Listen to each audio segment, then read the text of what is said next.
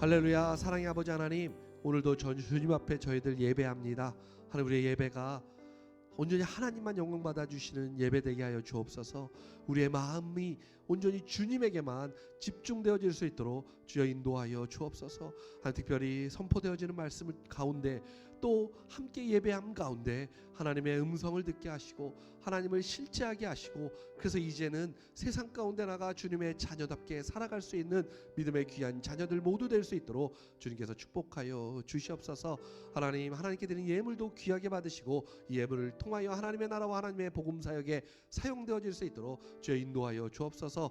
예물 드린 손길들도 축복하셔서 이 땅 가운데 살며 물질 때문에 고난당하지 않는 은혜가 임할 수 있도록 주님께서 또한 은혜의 은혜로 붙잡아 주옵소서. 오늘 예배를 주님께 모두 다 의탁드려오며 우리를 구원해 주신 예수 그리스도의 이름으로 기도드렸습니다. 아멘. 오늘 같이 보실 하나님의 말씀은요, 로마서 6장 5절에서 11절까지 말씀입니다.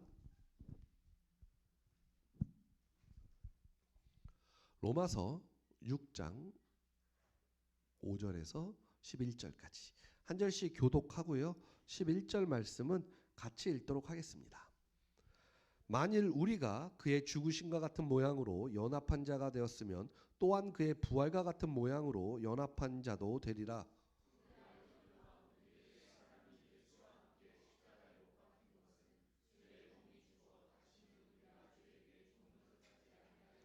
이는 죽은 자가 죄에서 벗어나 의롭다 하심을 얻었음이니라.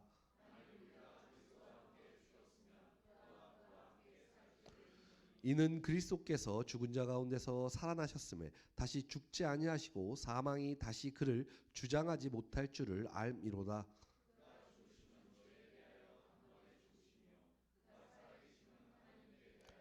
같이 읽겠습니다. 이와 같이 너희도 너희 자신을 죄에 대하여는 죽은 자요 그리스도 예수 안에서 하나님께 대하여는 살아있는 자로 여길지어다. 아멘. 오늘 말씀을 통해서 성화 세 번째 이야기, 자기가 근거가 되는 성도라는 제목으로 함께 말씀을 나누겠습니다. 우리 말씀 나누기 전에요, 앞뒤 좌우에 계신 분들을 축복하면서 인사했으면 좋겠습니다. 예수님의 이름으로 당신을 축복합니다. 함께 인사하겠습니다.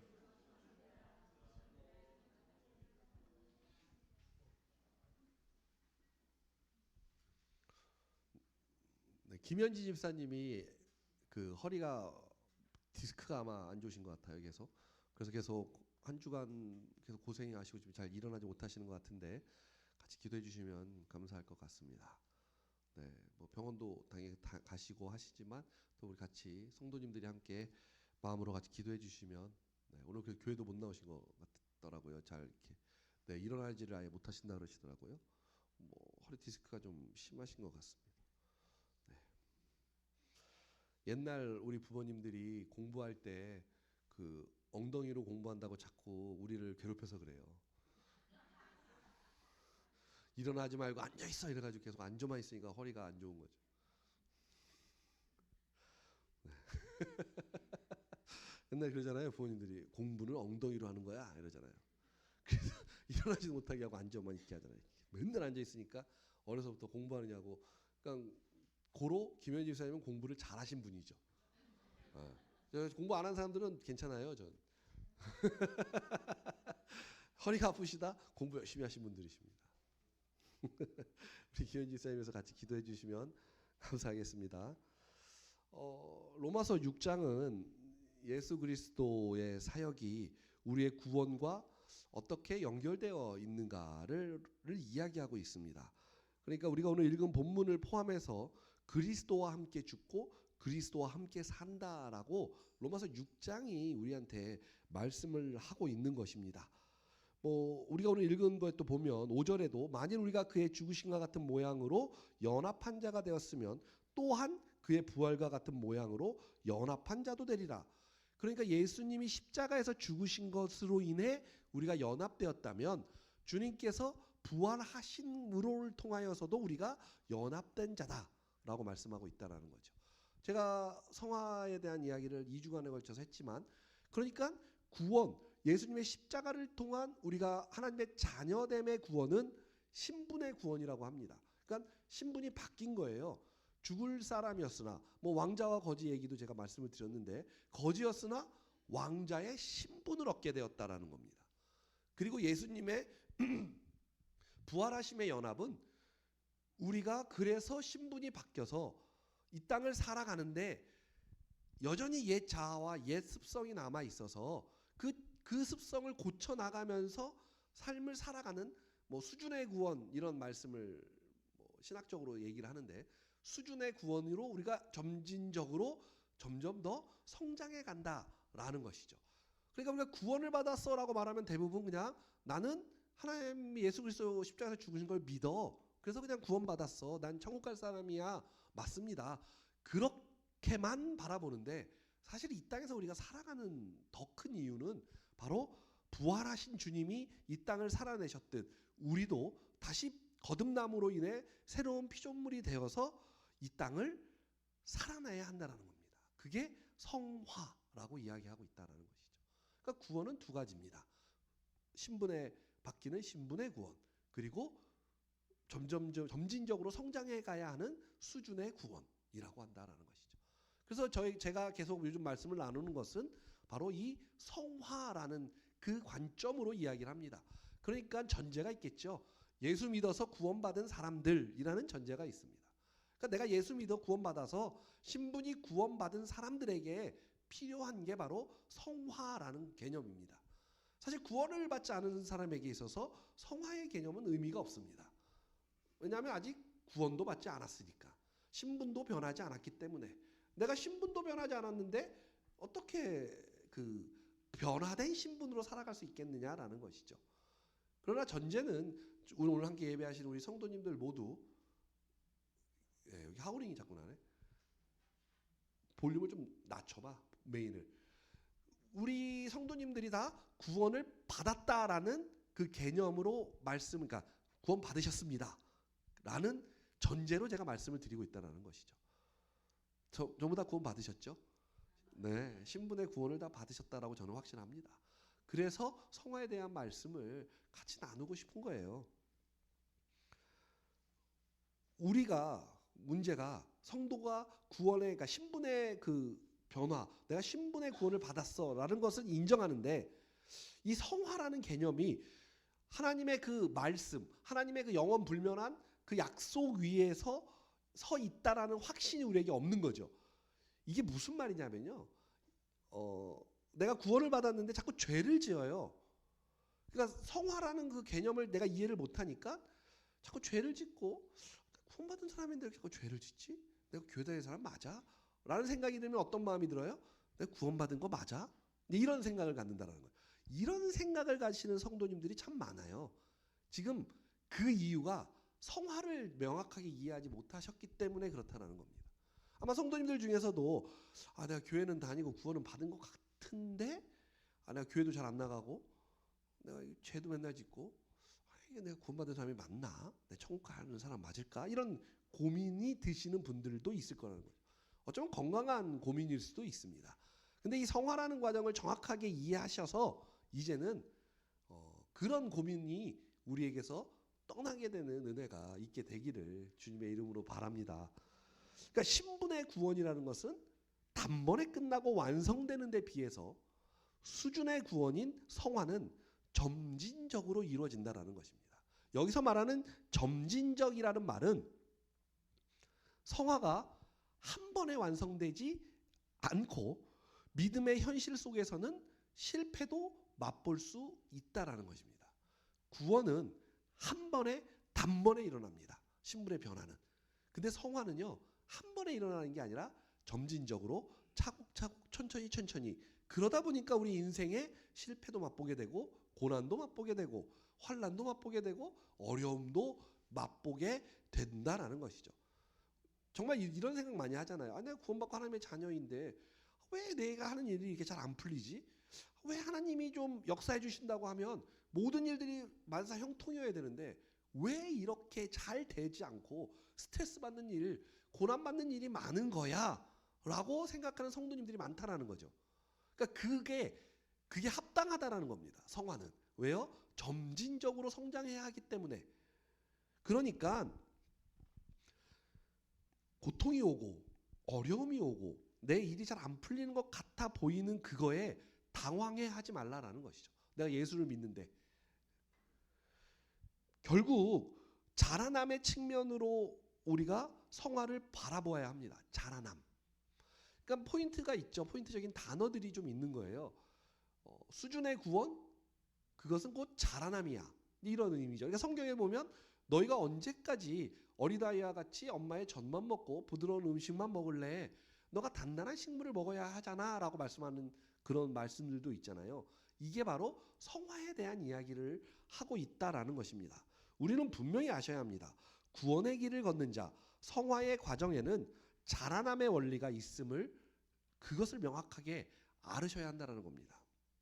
내가 올바로 살아야, 내가 이 땅에서 똑바로 살아야 하나님과의 관계가 유지된다라고 생각하는 것은 그래서 오해라는 겁니다.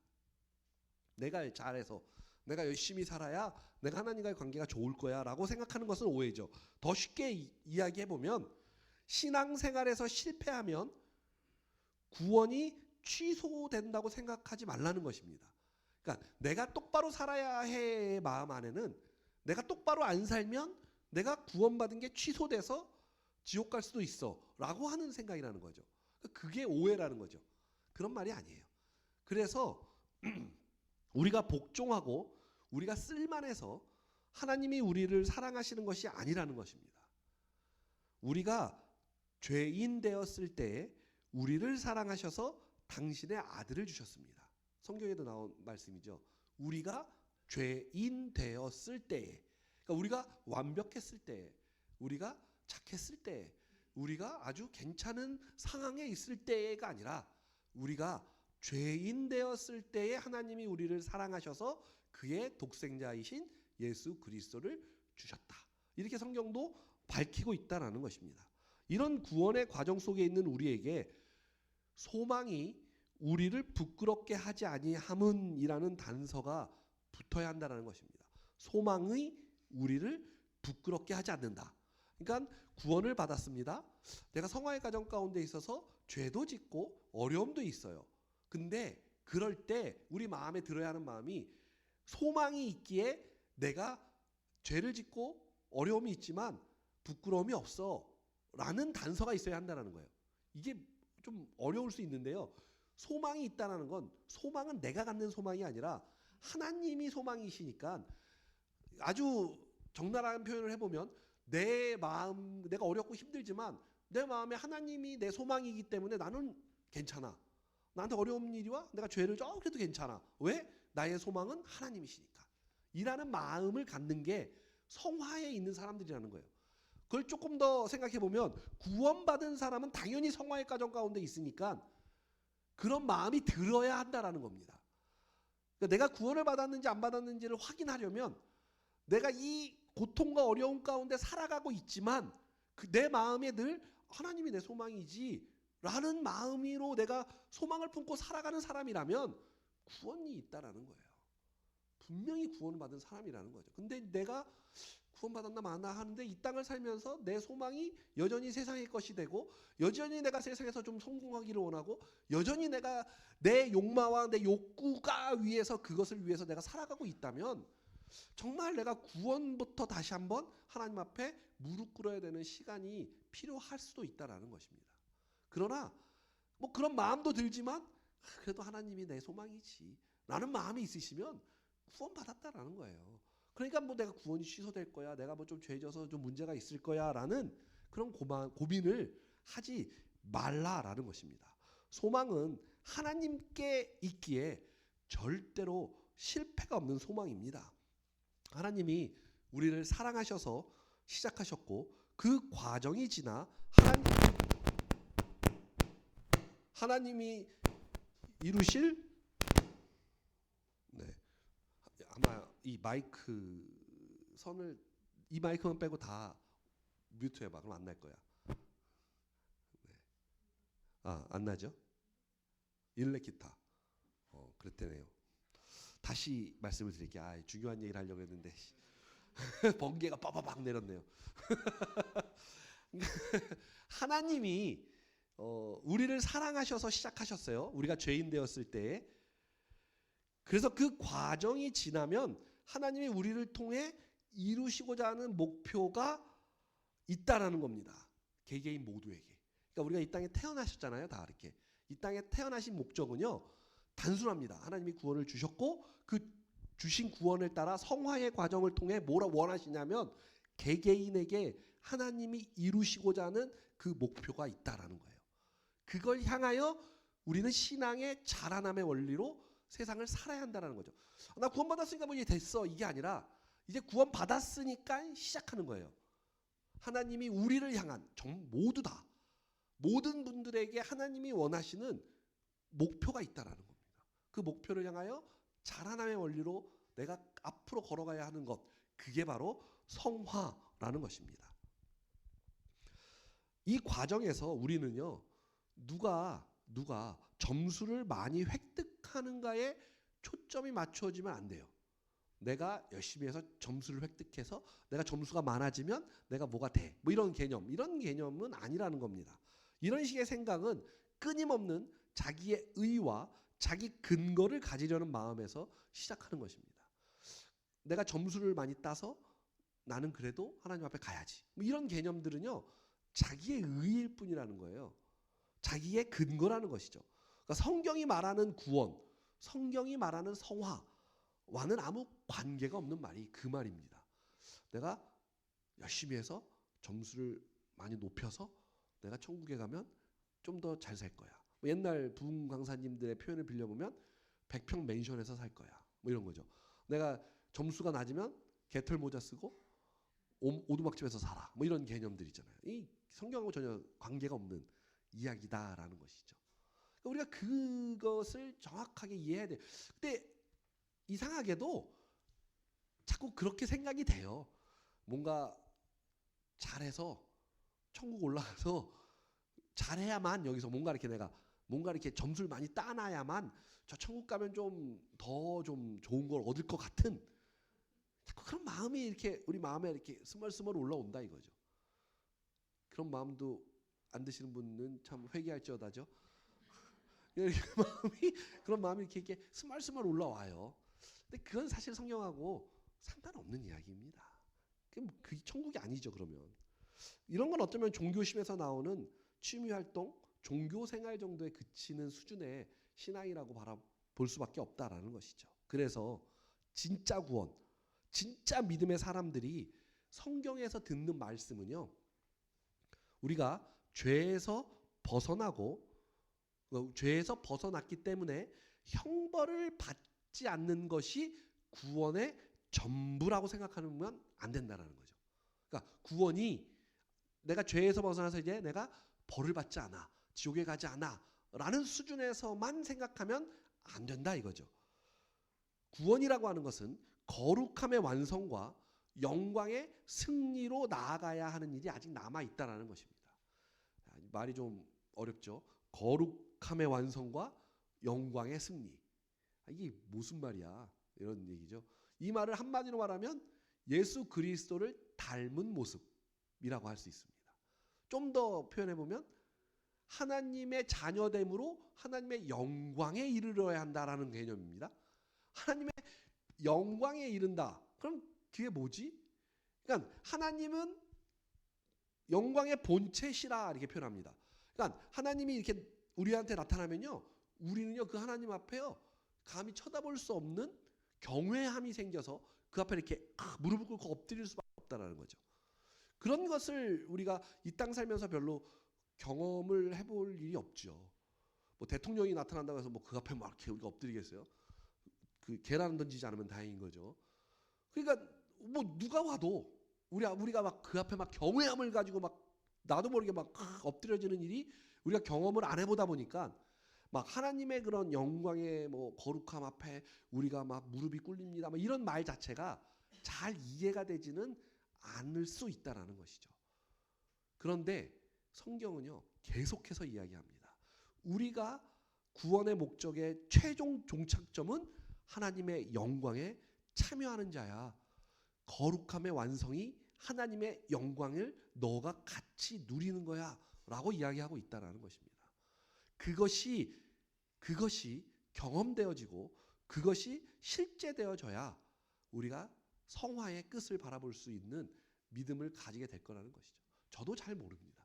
저도 그 길을 향하여 지금도 하나님 앞에 한 발 한 발을 걸어가고 있다는 겁니다. 정말 바라기는 우리 성도님들도요, 잘 보여지지는 않지만 뭐 거룩함의 완성, 하나님의 영광이 뭔지는 잘 보여지지는 않지만 그것을 향하여 오늘도 한 발 한 발 걸어가는 성화의 그 길을 우리가 걷는 것, 알아서 그 길을 걷고 원함으로 그 길을 걷는 자라남이 우리 성도님들에게 있어야 됨을 꼭 기억하시기를 바랍니다. 구원은 시작에 불과하다는 것을 알 때 받은 구원에 감사하고 우리가 앞으로 나아갈 수 있게 되는 것입니다. 히브리서 12장 7절에서 8절에서 이렇게 말합니다. 너희가 참음은 징계를 받기 위함이라 하나님의 아들과 같이 너희를 대우하시나니 어찌 아버지가 징계하지 않는 아들이 있으리요. 징계는 다 받는 것이거늘 너희에게 없으면 사생자여 친아들이 아니니라. 지난주에 제가 이 복음을 말씀하시면서 징계라는 개념이 자식 만들기 뭐 이런 개념으로 사용되어진다라고 저희가 말씀드렸죠. 이 말씀을 표현하면 이런 거예요. 자녀를 낳았다. 자녀를 낳아놓고 방치하는 부모가 어디 있겠느냐 이런 거죠. 자녀를 낳아놓고요, 그걸 방치해놓는 부모가 세상에 어디 있어라는 거예요. 물론 뭐 요즘 뭐 범죄 보면 막 그런 이상한 사람들이 나오는데 정말 기본적으로 부모는 자식을 낳아놓고 방치하지 않죠. 하나님이 지금 그 이야기를 하고 있는 것입니다. 그러니까 내가 너를 낳았어. 이건 구원을 받았다는 거죠. 신분의 구원이 이루어진 거예요. 그리고 나서 하나님은 방치하지 않으시고 우리를 잘 양육해서 성장케 하시잖아요. 근데 그럴 때 채찍을 대실 수도 있고 징계도 있을 수도 있다는 거죠. 그 과정, 그러니까 기르는 과정에서 속과 내용을 모두 다 하나님께서는 관여하신다라는 것입니다. 우리의 겉만 관여하는 게 아니라 우리의 마음도 관여하신다라는 것이죠. 그럼에도 많은 성도님들이 생각하는 것은 하나님이 이미 우리에게 은혜를 주셔서 내가 구원을 받았고 하나님은 할 일을 다 하셨으니까 이제 내가 주님을 위해 뭔가 할 일이 남았다라는 식의 율법주의로 가시는 분들도 많습니다. 제가 지금 좋은 걸 이야기한 거예요. 사실은 나쁜 건 지난주에 제가 말씀드렸죠. 나쁜 그리스도인. 무슨 말이냐면요. 구원을 받았으니까 이제 나는 구원 받았는데 내가 뭘 열심히 살아 됐어. 아예 그냥 내 멋대로 살래 하는 사람이 있고 정말 좀 좋은 쪽에서의 그리스도인 중에 이런 거죠. 이제 하나님이 나한테 은혜 주셨고 구원을 주셨으면 됐지 뭐. 이제 내가 뭔가 하나님한테 좀 해야지 하면서 율법주의로 가는 사람들이 있다는 것이죠. 여기서 말하는 율법주의는 내가 주님을 위하여 뭔가 쓸모있는 인간이 되고 주님을 좀 기쁘게 하자는 것입니다. 내가 이런 식의 믿음은 하나님의 은혜와 능력을 완전히 배제하겠다는 것입니다. 이런 의미에서 우리가 율법주의라고 말하는 것입니다. 내가 주님을 위하여 무엇을 한다라는 것은 내가 주님을 위해서 무엇을 한다라는 것은 주님이 나에게 한 일을 내가 갚는 개념도 아니고 주님이 이루신 구원에 대하여 내가 주님을 위한다라는 개념도 전혀 아닙니다.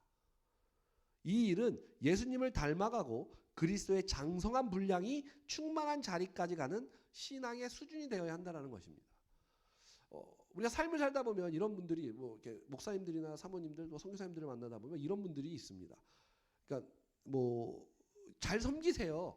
예를 들어서 좋은 게 뭐가 있을까요? 우리를 뭐 맛있는 데를 사주셨어 이렇게 사주셨어요. 어떤 선교사님, 목사님들이 그래서 감사합니다 하고 다음번에 제가 사주려고 그러면 극구사양합니다. 자기는 안 받는다고, 자기는 싫다고, 자기는 받을 수 없다고. 그런 분들이 있어요. 누가 주면 잘 주시는데 받는 걸 못 받는 분들이 종종 목사님들, 특히 선교사님들 중에 그런 분들이 되게 많아요. 제가 그런 분들한테 늘 했던 말씀이 바로 이런 식의 이야기를 많이 했습니다. 당신 선교사님은 율법주의자라고 내가. 왜냐하면 나는 줘도 되고 나는 받을 수 없어. 이거잖아요. 개념이. 왜요? 왜 그럴까요? 그 마음의 중심은 뭘까요? 중심이 뭘까요? 중심이. 주는 거는 난 괜찮아. 주는 건 좋잖아요. 하나님도 기뻐하시는 일이고 내 마음도 좋잖아요. 주는 아닌가? 주는 게 더 받는 게 더 좋으신가요? 내가 너무 이렇게 생각을 높게 했나? 주는 게 편해요, 마음이. 네, 받는 건 불편하죠. 왜냐 뭔가 갚아야 될 것 같고. 이러다 보니까 하나님이 나한테 은혜로 준 구원도 내가 갚아야 된다라는 마음이 드시는 분들이 있어요. 그러니까 자꾸 율법주의로 가는 거예요. 율법주의로 자꾸 갚아야지 내가 하나님께 받는 은혜. 이게 삶에서도 그래요. 누가 주면 불편해요. 내가 받으면 불편한 거죠. 나도 줘야지 같이. 근데 사실 성경에서 말하는 하나의 지체라는 개념은 그런 게 아닙니다. 교집합을 이루는 거예요. 주고받는 거예요. 주고받는 거. 서로 주고받고 서로 조금씩은 좀 이렇게 뭐라 그러죠? 이렇게 좀 손에도 좀 끼쳐가면서 그래야 그게 관계가 되고 지체가 되는 개념이 성경에서 말하고 있죠. 저랑 친하신 선교사님 사모님이 그게 굉장히 심하세요. 그래서 제가 늘 볼 때마다 제가 맨날 뭐라 그러죠. 그래서 우리 관계를 끊읍시다 막 제가 이러죠. 그 사모님 그러시면 안 되지 하면서 맨날 제가 하도 뭐라 그래가지고 이제는 그래도 좀 나아지시긴 하셨지만 그래도 뭐 여전하시긴 하지만 어쨌든 우리 삶이 이래요. 그러니까 신앙도 그렇게 생각을 하는 거예요. 하나님이 나한테 거저 주셨는데 나도 모르게 나도 하나님한테 뭔가를 해야지 이거죠. 그러면 하나님의 은혜와 하나님의 사랑은 한낱 기브앤테이크이 된다라는 것이죠. 근데 하나님은 그런 사랑을 우리에게 주기를 원하시는 게 아니라는 것입니다. 디도서 2장 11절에서 14절 말씀입니다. 제가 새번역 성경으로 저는 읽어드리겠습니다. 모든 사람에게 하나님의 구원의 은혜가 나타났습니다. 하나님의 구원의 은혜가 나타났다라는 거예요. 하나님이 그냥 거저 주신 거예요. 그 은혜는 우리를 교육하여 경건하지 않음과 속된 정욕을 버리고 지금 이 세상에서 신중하고 의롭고 경건하게 살게 합니다. 이 은혜가 우리를 경건하게 그냥 살도록 만들어 버린다라는 개념이죠. 내가 그렇게 산다는 게 아니라 그게 은혜가 있고 자녀인 사람은 그냥 이렇게 산대요. 그래서 우리는 복된 소망 곧 위대하신 하나님과 우리 구주 예수 그리스도의 영광이 나타나기를 고대합니다. 내가 은혜를 받아서 그냥 그 은혜의 마음으로 삶을 살면 내 삶을 통해 하나님의 영광이 나타나게 된다라는 것이죠. 그걸 기대한다는 거예요. 우리가 그리스도께서는 우리를 위하여 자기 몸을 내주셨습니다. 그것은 우리를 모든 불법에서 건져내시고 깨끗하게 하셔서 선한 일에 열심을 내는 백성으로 삼으시려는 것입니다. 선한 일에 열심을 내는 것은 하나님 백성의 본질입니다. 본질이에요. 본질. 그걸 내가 해내려고 하는 게 아니라 하나님의 자녀는 그냥 선한 일을 하려고 하는 게 자연스러운 본질이라는 것이죠. 우리의 순종은 하나님이 우리 아버지이시기 때문에 그분을 닮고 그분이 주시고자 하며 그분이 목표하시는 것을 따르려고 하는 것이라는 거죠. 그게 순종이에요. 하나님이 보여주시고자 하는 것, 하나님이 목표하시는 것을 따르는 것, 나를 향해 목표하신 것을 따르려고 하는 것이 순종이다라는 것이죠. 아버지께서 결국은 이렇다라고 강조하는 이유는 우리가 신앙적으로 실패를 할 때 스스로 쓸모없다고 생각한 나머지 자신의 구원에 대하여 심각하게 걱정하고 자기 자신을 필요 이상으로 정죄하기 때문입니다. 모든 것은 하나님과의 관계 위에 서 있어요. 신앙은 하나님과의 연합 위에 서 있다는 것입니다. 그러니까 자꾸 하나님을 저 높은 곳 어떤 보좌 위에 앉혀놓고 내가 종교심으로 그 하나님을 바라보면서 무언가를 해내야 되고 잘 해내면 하나님이 나한테 복을 주시고 내가 무언가를 잘 보여야만 앞으로 내 인생의 모든 것이 잘 풀릴 것 같은 마음으로 구원을 받은 그 삶을 살아가는 것은 아니다라고 매우 명확하게 말하고 있는 것입니다. 그냥 관계라는 거예요. 관계. 하나님도 지금 나와 함께 관계하시고 연합하시고 오늘 삶 속에서 내가 설거지할 때도 내가 직장에 출근할 때도 내가 뭐 맛있는 걸 먹을 때도 하나님은 지금 나와 함께 연합하고 관계하고 계시다라는 것이죠. 이게 느껴지는 것.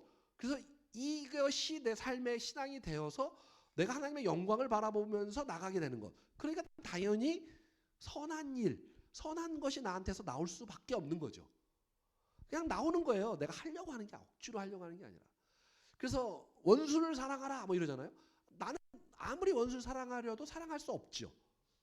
그냥 하나님의 자녀이고 하나님이 나와 오늘 함께 교제하고 연합하니까 원수가 그냥 사랑되어지는 거죠. 이게 우리의 신앙인의 진짜 성화의 모습이라는 것입니다.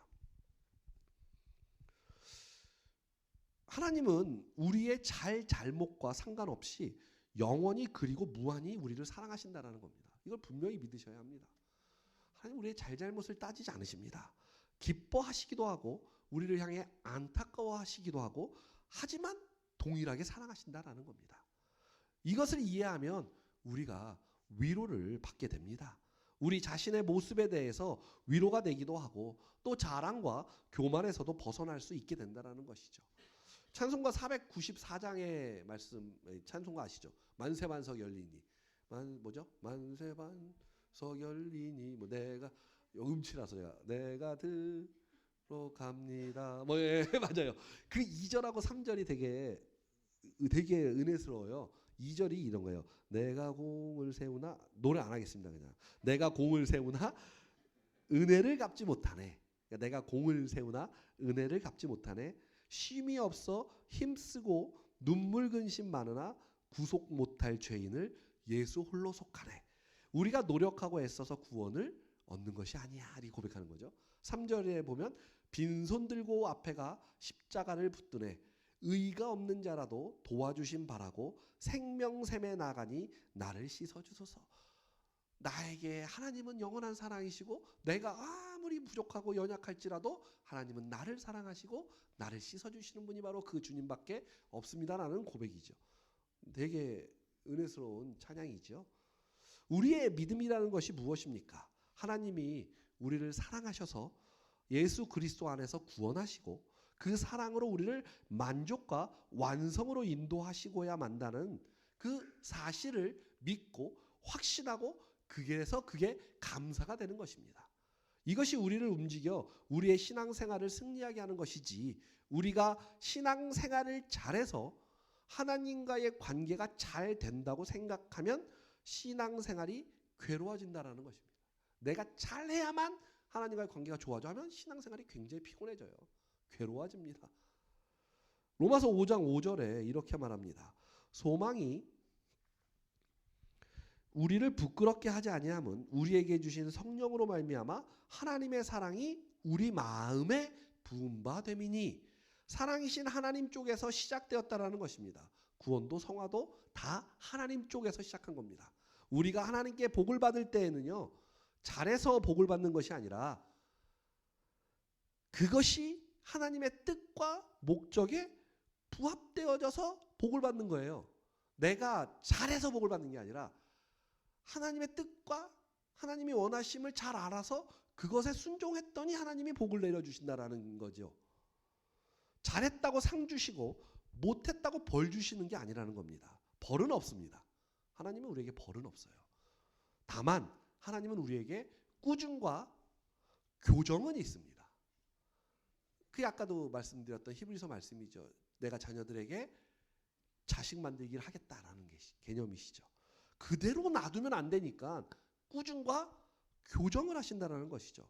교정은 잘못한 만큼 혼을 내는 것이 아니라 그리로 가면 안 된다라는 것을 가르쳐 주는 것입니다.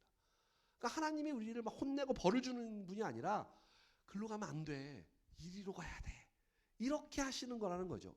그게 하나님의 우리를 교정하시는 겁니다. 로마서 8장에 나온 대로 이야기하면 이렇습니다. 8장 1절입니다. 그러므로 이제 그리스도 예수 안에 있는 자에게는 결코 정죄함이 없나니. 아멘.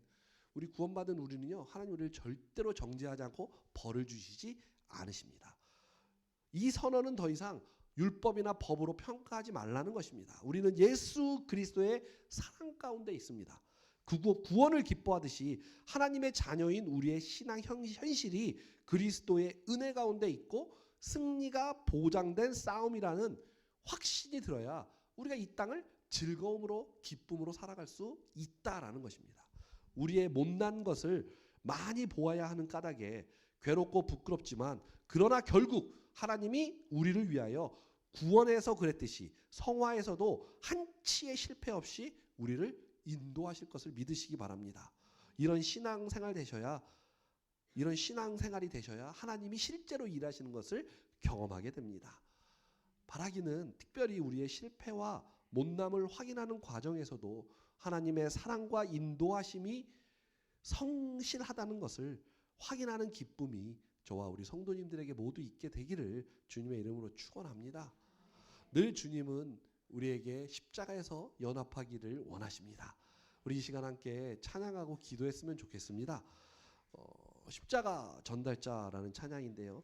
난 지극히 작은 자, 죄인 중에 괴수, 무익한 날 부르셔서 간절한 기대와 소망 부끄럽지 않고 십자가에 정케 하셨습니다. 내가 사나 죽으나 주님이 나의 전부이십니다. 우리 이 시간 함께 하나님 앞에요 기도하는 심정으로 같이 찬양하시고 같이 기도하도록 하겠습니다. 난 지극히 작은 자, 지극히 작은 자, 죄인 중에 괴수, 무익한 날 부르셔서 간절한 기대와 소망 부끄럽지 않게 십자가. 한 번 더 고백하겠습니다. 난 지극히 작은 자, 난 지극히 작은 자, 죄인 중에 괴수, 무익한 날 부르셔서 간절한 기대와 소망 부끄럽지 않게 십자가 전케 어디든지 가리라 주위에 서라면, 어디든지 가리라 주위에 서라면 나는 전하리 그 십자가. 내 몸에 매신 십자가 그 보혈의 향기 온 세상 채울 때까지 살아도 주를 위해, 살아도 주를 위해, 죽어도 주를 위해, 사나 죽으나 난 주의 것. 십자가의 능력, 십자가의 소망, 내 안에 주만 살아도 주를 위해, 살아도 주를 위해, 죽어도 주를 위해, 사나 죽으나 난 주의 것. 십자가의 능력, 십자가의 소망, 내 안에 한 번 더 고백합니다. 주를 위해, 죽어도 주를 위해 삽니다. 살아도 주를 위해, 죽어도 주를 위해, 사나 죽으나 난 주의 것. 십자가의 능력, 십자가의 소망, 내 안에 주만. 난 지극히 작은 자, 죄인 중에 괴수. 난 지극히 작은 자, 죄인 중에 괴수. 무익한 날 부르셔서 간절한 기대와 소망 부끄럽지 않게 십자가. 내 사랑 나의 십자가, 내 사랑 나의, 내 사랑 나의 십자가, 내 사랑 나의. 이 시간 우리 함께 하나님 앞에 마음을 다하여 기도하도록 하겠습니다. 기도하시겠습니다. 하나님, 하나님, 하나님, 십자가가 나의 전부입니다. 오늘도 예수 그리스도의 그 십자가에서 주님을 만납니다. 부활의 그 십자가에서 주님을 만나고 연합합니다. 하나님 오늘도 주님의 그 길을 따라 걸어가게 하시고 주님의 주시는 은혜와 능력 가운데 살게 하시고 언제나 주님만이 내 삶의 전부였음을 고백하며 나가는 믿음의 귀한 자녀 되게 하시옵소서. 주여 주님의 그 마음과 주님의 그 심령과 주님이 주시는 그 마음을 향해 나오니 하나님 우리의 마음이 주님을 바라보게 하시고 주님만이 내 마음의 전부 되게 하시고 주님만이 내 마음의 은혜 되게 하시고 주님만이 내 삶 가운데 축복의 가치가 되는 내 생명을 주여 인도하시고 붙잡아 주시옵소서. 주님을 바라봅니다. 주님만을 의지합니다. 주님만이 내 삶의 전부이기를 고백합니다. 오늘 예배한 우리 예배자들의 마음 가운데 하나님을 만나게 하시고 하나님을 실제되게 하시고 하나님의 음성 듣는 귀한 시간 되어주세요. 주여 인도하여 주시옵소서. 우리의 그 자그마한 것들이 우리의 그 어리석은 것들이 우리의 잘못된 실수들이 아무것도 아니고 사랑으로만 것들이 가능함을 바라보게 하고 주님의 그 사랑만이 내 삶에 전부 될 수 있는 주님의 귀한 자녀 되게 하여 주시옵소서. 주님 인도하여 주심을 믿습니다. 인도하심을 바라보게 하시고 주님의 그 사랑을 믿음으로 바라보게 하시고 주님만이 내 마음의 전부 되심으로 인하여 고백하며 그 길을 걸어가는 믿음의 귀한 자녀들 되게 하여 주시옵소서. 하나님 주님을 의지합니다. 주님만을 바라봅니다. 주님만을 의지합니다. 주여 함께하여 주시옵소서. 주여 도와주시옵소서. 할렐루야. 사랑의 아버지 하나님, 오늘도 예수 그리스도의 십자가를 바라봅니다. 그 십자가에서 우리 주님을 만나게 하시고 주님과 연합하게 하시고 그래서 세상 가운데로 나가 주님의 자녀되음으로 승리하며 살아가는 믿음의 자녀들 되게 하여 주옵소서. 하나님, 나의 어떠함에 신경 쓰지 않으시고 나를 누구보다도 사랑하시는 그 하나님의 사랑을 마음껏 경험하며 살아가며 그 사랑을 마음껏 누리며 살아가는 귀한 믿음의 자녀들 모두 될 수 있도록 주님께서 이 시간 은혜로 축복하여 주시옵소서. 이제는 우리 주 예수 그리스도의 크신 은혜와 성부 하나님의 무한한 사랑과 성령 하나님의 감동, 감화, 역사, 위로하심이 지금부터 주님만 마음의 1등 삼기를 원하는 우리 성도님들 머리 위에 주님 오시는 그날까지 영원히 함께 하실지어다. 아멘.